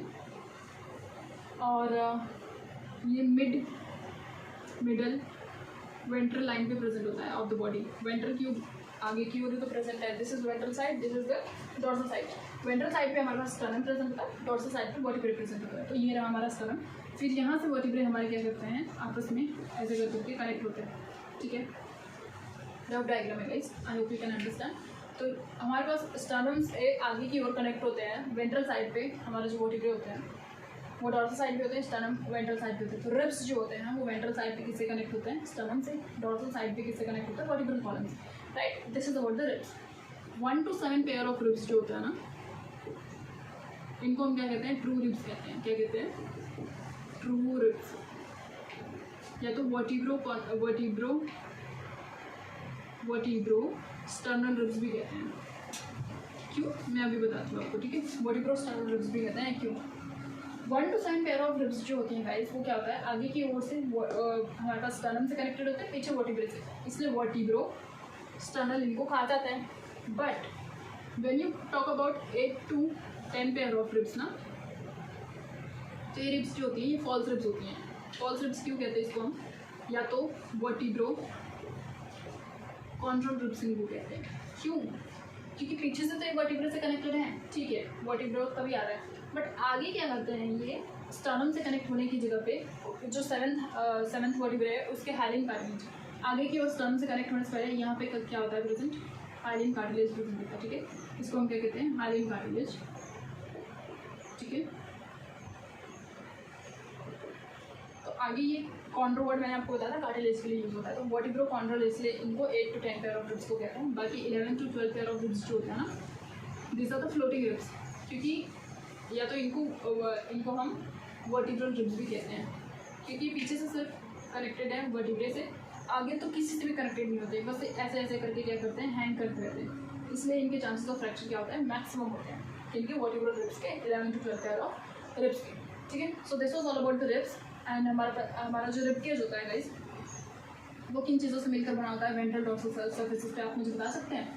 वेंट्रल सर्फेसिस पे तो चलो स्टर्नम होता है, अभी हमने डिस्कस किया है ना, रिब केज वेंट्रल साइड से तो स्टर्नम है, डॉर्सल साइड भी किस चीज़ से कनेक्टेड है, वर्टिब्रे से, ठीक है, वो भी ठीक है। नीचे की ओर किससे कनेक्टेड है, लोअर साइड पे डायफ्राम से, राइट। और ऊपर किस चीज़ से, लेटरल साइड पे, मतलब हम कहते हैं अब यहाँ पे लेटरल साइड पे किस चीज़ से कनेक्टेड है, ऊपर की ओर तो उनको मूवमेंट करने के लिए फ्री है ना। लेटरल साइड पे हमारे पास क्या होते हैं, रिब्स होते हैं, तो इनसे मिलकर के हमारा रिब केज बनता है, ठीक है। Okay, so this was what the vertebrae sternum rib cage. अब हमने डिस्कस करना है क्या, द अपेंडिकुलर सिस्टम, ठीक है, क्योंकि हमने एक्सल सिस्टम तो पूरा डिस्कस कर लिया है। एक बार मैं आपको एक्सल सिस्टम को फिर से रिवाइज करवा देती हूँ। एक्सल सिस्टम में क्या था, देखो एक्सल सिस्टम में हमने क्या क्या देखा था, सबसे पहले स्कल देखा था। स्कल में हमारे पास क्रेनियम थी 8, देन फेशियल थी 14, हायोइड थी 1, राइट, ये स्कल हो गया। फिर ईयर ऑसिकल्स थे 6 हो गए, तीन मतलब एक राइट ईयर में एक लेफ्ट ईयर में मिला करके 6 हो गए हमारे पास ईयर ऑसिकल्स। उसके बाद हमारे पास रिब्स आते हैं कितने, 24। स्टर्नम आता है कितना, 1, ठीक है, एक स्टर्नम है हमारे पास। देन कम्स द वर्टिब्रे जो टोटल 26 होते हैं, ठीक है, दिस आर इन टोटल 26। और कुछ बचा नहीं, अब इसको ऐड करो 80 हो जाएगा। देखो ये हो गया 27, 25, 26।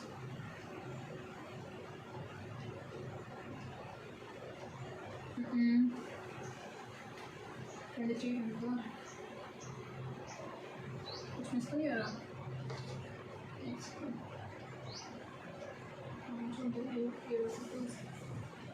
Ribs 24, sternum 8, vertebrae 26। हाँ सही है, ऐड करते हैं 26 + 24, 6, 7, 8, 16, 14, 12, हाँ 80 हो गई, 80 हो गई, ठीक है, सारे सही। तो ये रहा हमारा एक्सल सिस्टम। अपेंडिकुलर सिस्टम में अपर लिम्स में बहुत ज़्यादा डिटेल में हमें नहीं देखना है, थोड़ी डिटेल में देखना है, ठीक है। तो अपेंडिकुलर सिस्टम में सबसे पहले हम अपर लिम्स को डिस्कस करेंगे, उसके बाद हम गर्डल्स को डिस्कस करेंगे, ठीक है। तो यहाँ पे अपर लिम्ब में हमारे पास क्या आते हैं गाइस, हैंड्स आते हैं हमारे, है ना, फोर आर्म आती है, देन अपर आर्म आती है, देन फोर आर्म आती है, उसके बाद हैंड्स आते हैं। तो बना कर देखते हैं, बंद करके सुनिए।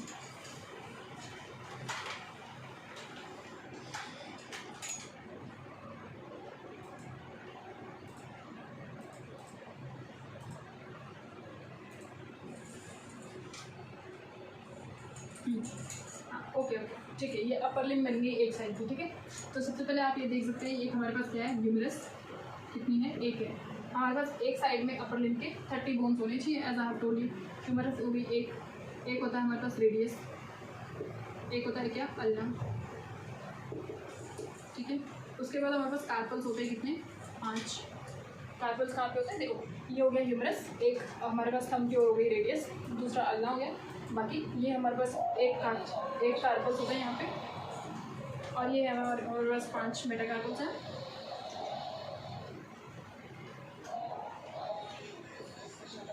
मेटाकार्पल्स यहाँ पे हैं। ठीक है, 5, और ये कार्पल्स थे रिस्ट जॉइंट के पास। ठीक है, दिस आर मेटाकार्पल्स, और बाकी फेलेंजेस बचे। फेलेंजेस कितने होते हैं हमारे पास फिंगर्स में, 14 होते हैं। कितने होते हैं, 14। देखो 2 इधर पे, बाकी सब में 3 4 टाइम्स कितना हो गया, 12 14 15 12 13 14 फेलेंजेस हो गए हमारे पास। ठीक है, अब अगर आप इनको ऐड करोगे तो ये 30 आएगा पूरा। श्योर, 8 दे 14 15 16 14 कितना हो गया, 30 हो गया ना। तो एक अपर लिम्ब में हमारे पास कितने होते हैं, 30 होते हैं, 30 बोन्स होते हैं। ठीक है, और दूसरे साइड पे 30 हो जाएंगे, तो अपर लिम्ब में टोटल तो हमारे पास हो गया 60 बोन्स। ठीक है, okay, so this was upper limb. अगर हम अपने लेग्स की बात करें तो वहाँ पे क्या है वो देखते हैं। लोअर लिम्ब में मतलब अपर लिम्ब में एक और चीज़ यहाँ पे याद रखना, फेरेंजियल फॉर्मूला। एनसीईआरटी में तो ऑल गिवन नहीं है, बट फिर भी फेरेंजियल फॉर्मूला क्या होता है, 2 3 3 3 3 3। ठीक है, इसका मतलब क्या है, 2 बोन्स आपके पास किस में होते हैं, थंब में होते हैं, बाकी ये सारे फिंगर्स में होते हैं। किस में होते हैं, फिंगर्स में होते हैं। ठीक है, अब हम लोअर लिम्ब की बात करते हैं। लोअर लिम्स की बात करते हैं तो उसमें हमारे पास क्या आता है, सबसे पहले फीमर आता है, जो जाकर के फिट होने वाला है कहाँ पे, एस्टर्नल कैविटी में। आई विल टेल यू वो कहाँ पे है। ठीक है, ये बोन है। फिर उसके बाद हमारे पास नीचे को क्या है, फिबुला। उसके बाद टीबिया आता है, यहाँ पे पटेला बोन हो जाती है, और बाकी ये हमारा लेग हो जाता है। ऊपर अच्छे से I don't know drawing, but ये देखो, ये हमारे पास फीमर है, कितनी है, एक।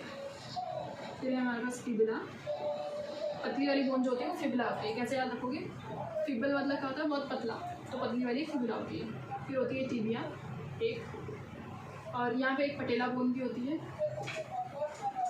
ठीक है, जैसे हमारे पास यहाँ पे 8 कार्पल्स थे, वैसे ही पैर में क्या होते हैं, टार्सल्स होते हैं। क्या होते हैं, टार्सल्स। अब ये 7 हो गए, क्यों, कार्पल्स हमारे पास 8 थे, क्योंकि हमारे पास कोई पटेला बोन यहाँ पे नहीं थी बीच में।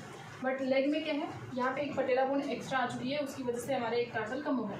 फिर उसके बाद यहाँ पे क्या होते हैं, जैसे यहाँ मेटा कार्पल्स हैं, वैसे पैर में मेटा टार्सल्स होते हैं। क्या होते हैं, मेटा टार्सल्स होते हैं। कितने, 5 से। और फेलेंजेस कितने होते हैं, अगेन 14। ठीक है, कितने होते हैं, 14। अगर आप इनको ऐड करोगे अगेन गाइस तो ये क्या हो जाएंगे, 30 हो जाएंगे। ठीक है, 30 मिला करके अगेन 60 हो गए लोअर लिम्स में। So how this is clear ना। ठीक है, लोअर लिम्ब अपर लिम्ब आपको क्लियर हो गया। अब मैं गर्डल्स क्लियर कर देती हूँ एक बार, अपर गर्डल में क्या क्या आता है। ठीक है, तो हमारा जो अपर गर्डल होता है गाइस, ये 2 पार्ट से मिलकर बना है। ठीक है, अपर गर्डल को हम और क्या कहते हैं, पेक्टोरल गर्डल। क्या कहते हैं, पेक्टोरल गर्डल। 2 पार्ट से मिलकर बना हुआ है। एक साइड पे हमारे पास है स्कैपुला बोन, और ये हमारी क्लैविकल। ठीक है, सेम वे में यहाँ पे भी एक दूसरा स्कैपुला होगा, और ये हमारी क्लैविकल। ठीक है, स्कैपुला है ये जो फ्लैट बोन होती है, फ्लैट ट्रायंगुलर बोन कहाँ पे होती है, डॉर्सल सरफेस पे होती है, पीछे की ओर। ठीक है, पीछे की ओर यहाँ ये है क्लैविकल, जिसको हम और क्या कहते हैं, ब्यूटी बोन कहते हैं, कॉलर बोन भी कहते हैं। ठीक है, क्लैविकल, राइट। एंड ये आगे की ओर प्रेजेंट होती है, और 2 होते हैं हमारे पास। इसके पास कितने कर्वेचर होते हैं, 2 कर्वेचर्स होते हैं, 2 कर्व्स होते हैं। इसका मतलब क्या है, ये पूरी स्ट्रेट नहीं होती, ऐसी सी होती है, राइट। कर्व्स, एक कर्व ये रहा, एक कर्व ये रहा, दूसरा कर्व ये रहा है। ठीक है, और स्कैपुला के पास एक प्रोसेस होता है जिसको हम क्या कहते हैं, एक्रोमियन प्रोसेस। यहाँ पे एक प्रोसेस होता है स्कैपुला के पास जिसको हम कहते हैं एक्रोमियन प्रोसेस। इसके साथ एक्चुअली होता क्या है गाइस, एक्रोमियन प्रोसेस जो होता है ना, इसके साथ क्लैविकल जो होती है ये आकर के फिक्स होती है, और यहाँ पे हमारे पास बनता है एक जॉइंट जिसको हम क्या कहते हैं, एसी जॉइंट, मतलब एक्रोमियन क्लैविकुलर जॉइंट। ठीक है, एसी जॉइंट यहाँ पे बन जाता है। उसके बाद स्कैपुला के पास एक और कैविटी होती है जिसको हम क्या कहते हैं, below this acromion process, below acromion process, this is important कि वो नीचे होता है, ठीक है। Below the acromion process glenoid cavity होती है, एक कैविटी होगी, ठीक है, जिसमें आकर के हेड ऑफ ह्यूमरस फिट होगा और यहाँ पे क्या बनेगा हमारे पास, बॉल एंड सॉकेट जॉइंट बन जाएगा। क्या बन जाएगा, बॉल एंड सॉकेट जॉइंट बन जाता है। Clear guys. तो ये था स्कैपुला के बारे में। एक और वेरी इंपॉर्टेंट चीज़ कि ये 2 to 7 थोरेसिक रिब में प्रेजेंट होता है, ठीक है, थोरेसिक वर्टिब्रे के बीच में प्रेजेंट होता है। पीछे अगर आप काउंट करोगे ना, पहले सर्वाइकल आ गया, फिर उसके बाद थोरेसिक रीजन जब शुरू होगा तो वहाँ से 2nd to 7th रिब्स के बीच में प्रेजेंट होता है हमारा स्कैपुला, ठीक है। स्कैपुला के बारे में हमने सब कुछ डिस्कस कर लिया है। अब गाइस, अब time is to discuss about the pelvic girdle. Pelvic girdle को हम लोअर गर्डल भी कहते हैं, ठीक है।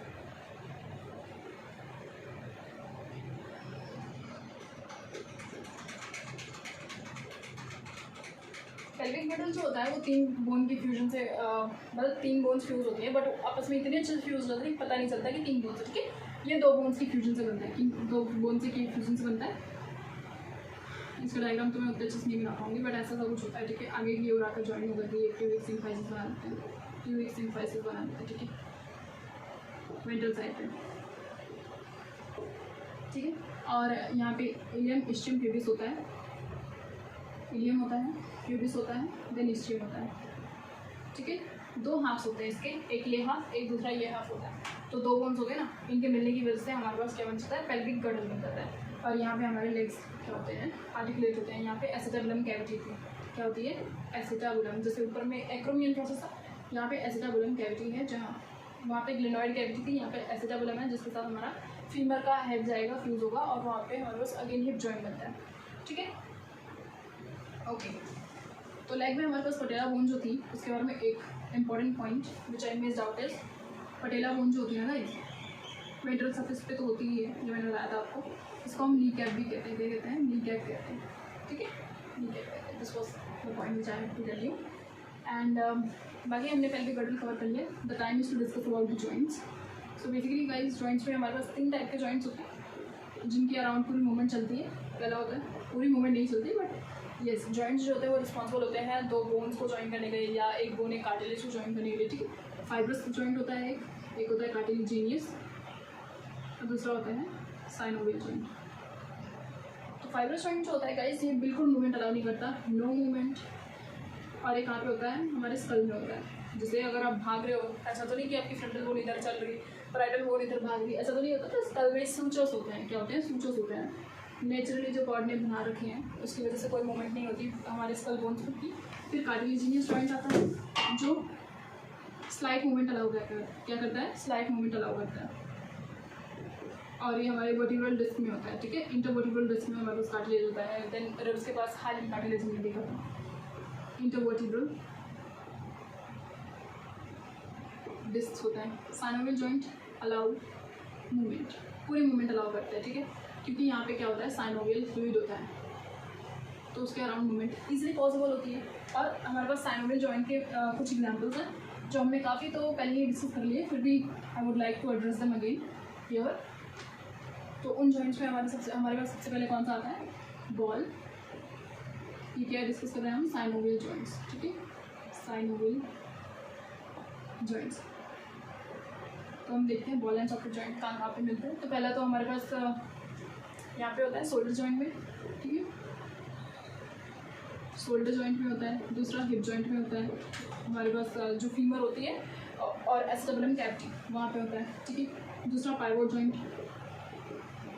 कहाँ पे होता है, एटलस एक्सिस के बीच में होता है, the first and the second rib, ठीक है, the first and the second vertebrae, sorry not rib, Atlas axis के बीच में होता है, रेडियस अल्ना के बीच में होता है, ठीक है। और सबसे इंपॉर्टेंट वाला यहाँ पे कौन सा है, that is the saddle joint, क्या है, सैडल जॉइंट, ठीक है। सैडल जॉइंट जो होता है वो यहाँ पे होता है, देखो जो हमारा ये मेटाकार्पल है, मेटाकार्पल और कार्पल ऑफ द थंब उसमें होता है, कार्पल एंड मेटाकार्पल